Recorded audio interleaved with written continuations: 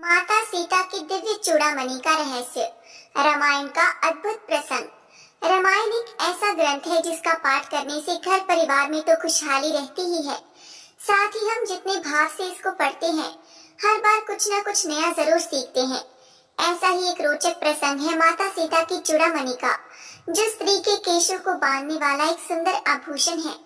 जब माता सीता विवाह करके अयोध्या आई तो उनकी मुंह दिखाई की रस्में शुरू की गई।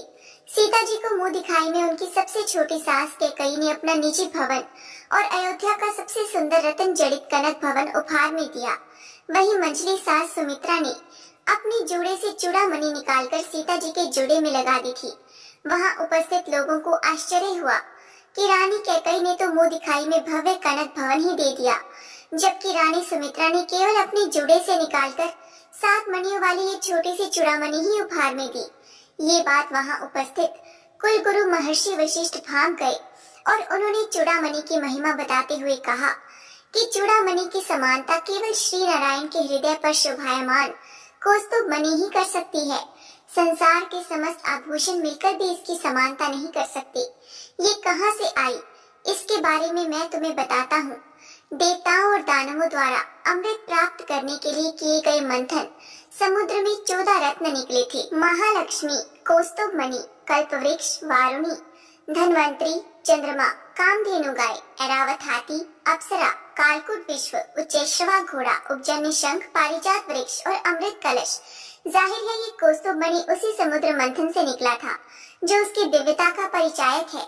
प्रभु श्री राम के विवाह के बाद जब सीता जी की मुंह दिखाई की रस्में शुरू हुई, तब कृपा की मूर्ति महारानी सुमित्रा ने घूंघट की ओर से जनक दुलारी का मुंह देखा तो बस जैसे उन्हें देखते ही रह गई।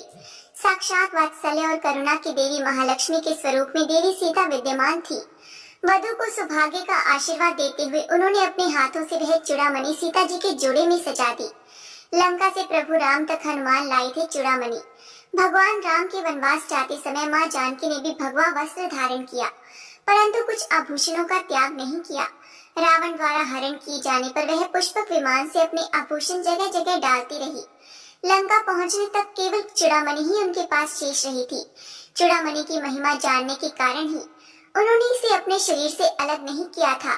सीता जी की खोज में जब हनुमान जी अशोक वाटिका में जाकर श्री राम की मुद्रिका माँ जानकी को देते हैं और कहते हैं, माँ तो मोहि दीजे कछु चीना, जैसे रघुनायक मोहि दीना, चूड़ामणि उतारी तब दयो, हर्ष समेत पवन सुत लयो।